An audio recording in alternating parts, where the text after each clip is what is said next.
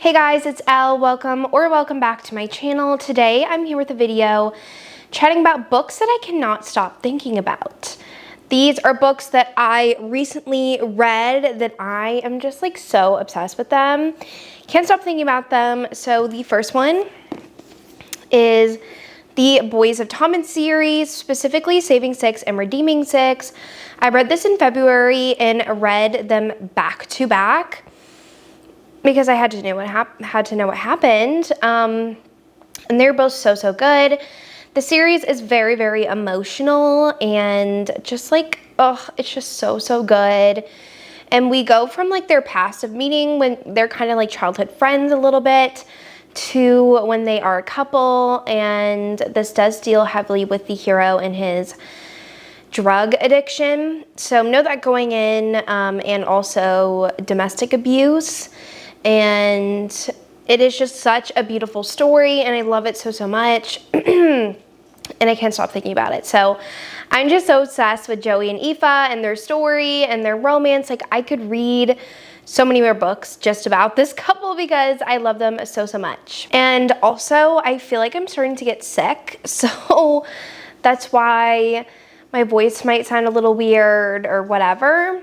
But the next book I want to talk about is one that I read and I really enjoyed. I did enjoy it, but I love the hero more than anything in the book.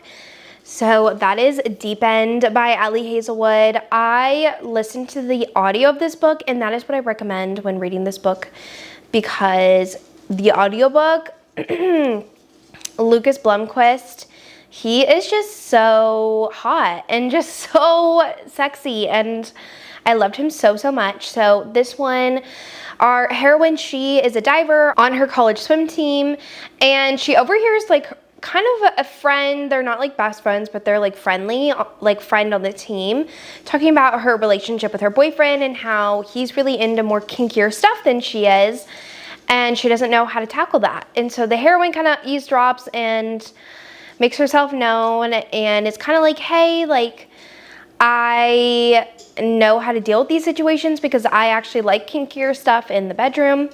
And so she ends up giving her like friend some advice, and the friend is actually like, well, we're kind of breaking up, but I think you would be perfect for him, and kind of is like, you should go for it with my ex. And it's this kind of like awkward situation. And so the hero is the ex of the friend, and he is a swimmer on like the swim team, and so he kind of makes himself known to the heroine and his interest in her, and they kind of start a friends with benefits type situation. And it is so good. Like, the hero is so obsessed with the heroine, but they kind of have to keep their relationship a secret because the whole team thinks that he's still dating Penn, which is like the friend. And it is so good. Like, I love this. There's so many moments in this one with Lucas, and I'm literally obsessed. Like, I created a TikTok based off of the sound from the audiobook, and I'm just like gagged by this book. It is just so good. So good. Next romance is an epic fantasy that I read recently that I am just obsessed with. It's so good, which is Reign of Shadows and Endings by Melissa K. Rorick. This is a really epic fantasy romance where the heroine, she is a fae, and the hero is a legacy, which is like a version of a fae, but they're more powerful than just like a regular fae. And so in this world, legacies will select fae to kind of feed off of their power, and to kind of like service them in their power, but it's also kind of like a sexual bond. Like, they make a bond with whoever they select. And so the heroine, she's a fae, and she's at the selection night, but she doesn't think she's gonna get selected. And she meets the hero in like a random hallway, and they kind of have a moment. And then the hero is like, I'm gonna select you in his head. And so when it comes to the selection, he selects her, and she is shocked. She's like, I didn't think I was going to be selected. And so now she's put in this situation where she has to complete the bond, and the bond is like this weird thing where she's literally connected to him, and if she is not near him, like, she feels pain, and it's very physical, and it is so good. But she's trying to reject the fate bond, and it is just so good because she's like attracted to him, but also hates him because he basically kind of took her life away when she became selected, because they literally have to be at the Legacy's beck and call. And she can't stand him, but is also attracted to him. And then the bond is like pushing him towards her. And it is just so good. Like very angsty, very slow burn. I really need to pick up the second book. I had some arcs that I had to read, but I am hopefully going to dive into it maybe today. I don't know. But I am just obsessed with this, and he is so down bad for the heroine. And then this is in a urban fantasy world, so they have like phones and all of that good stuff. And there's secrets that are being revealed, like stuff with his father is kind of a bad dude, and so they're trying to figure out like what's his play and everything that's going on, and it is just so good. I love this one, and I can't stop thinking about it. Next book I have is Rebel Witch by Kristen Ceccarelli. I recently got this copy from Barnes & Noble, and I'm so excited because it was sold out everywhere. But this is the second book in her Crimson Moth series, and so in the first book, we follow our heroine, who is a witch, and the hero is a witch hunter, and they are courting each other together, intel on the other. And it's such a good duet. And so this one we kind of pick up right where we left off in the first book, and stuff's going and happening. Stuff is going down, and it is just so good. And this one we really delve deeper into the romance and the relationship between the hero and heroine. And like they hate each other so much. Well, he really hates her and hates himself for loving her because she's a witch. But it's just so good. And there's like this one scene in here that I can't get out of my mind of like when they see each other for the first time in a while, and it is just so, so good. Like I am obsessed with this.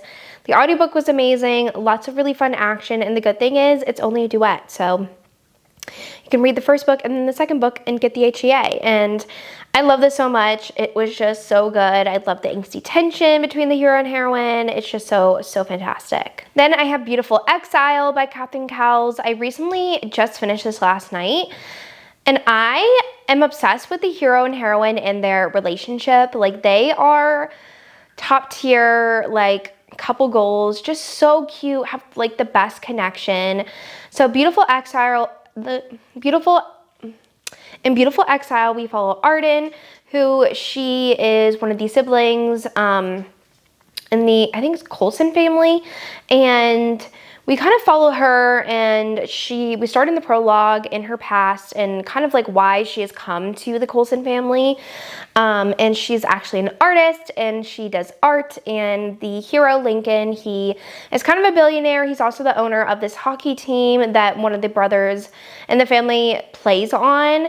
And so he's coming to the town because he actually wants to build a vacation home there, and he ends up staying at her brother's house, and so they have to see each other all the time. And there's like this one moment where like she's in this gym like fighting because she gets her anger out that way, and he comes up on her totally by accident, and she like literally puts a knife against his throat and is like, who are you? And it's so good. And because of her past, she has a dog named Brutus who kind of is like her guard dog, and it is just such a good romance, and things with her past we're figuring out throughout the romance, and it is just so good. I don't want to say too much because it hasn't come out yet, so I don't want to give too much away, but just know it is top tier. It was so good. Like I love Link and Arden so much, and their romance was just so good, and how protective they both are of each other. And I just really love this one, and the suspense element in this was so good. And I just loved it so, so much. Then I have A Wild Side by Elsie Silver. I listened to this on audio, and this book is, oh my God, it's so freaking good. I'm obsessed with this. Like literally Reese, top tier new favorite hero. Just so, so good. So Tabby, she has recently lost her sister, and her sister's son is kind of in between custody, and so Tabitha thinks that like she has custody of him, but comes to find out that Reese, the neighbor of her sister that she does not like and he doesn't like her, she finds out that they have joint custody of her sister's son together, and she's just like shocked. And so to keep the custody, because he lives actually in Florida, like he is a US resident, and this is set in Canada. They end up entering a marriage of convenience to keep their son, and like figure out what they're going to do about custody, but so that they can both see him and support her nephew. And it is just so good. And he is like a I think it's a UFC fighter, MMA fighter. And so that's his job. And they both just don't let anyone in until each other. And it is just so good. And they both have like biases against each other, ideas of what they think that person is. But once they get to know each other and like figure out each other, oh my God, it is so good. Like so many adorable moments. Like I just love Reese. I love this book so much. I think it is a new top favorite Elsie book. Like this is just fantastic. I loved it so much. Like so much. Like I don't know how else to describe it, but other than just like I'm completely obsessed and can't stop thinking about it. And the last book that I will be talking about is The Women by Kristen Hanna. I finally read this book. I listened to it on audio, and everybody was right who told me this would be amazing, and it was. It was so good. Like instant 5 stars, just amazing, but such a frustrating story because you just want the protagonist and heroine to win, but it just feels like she just keeps getting knocked down like every single second of this book. But it was so good. So we follow the heroine, or our protagonist, who her brother has gone and enlisted into the Vietnam War, and she's kind of from like a really wealthy family.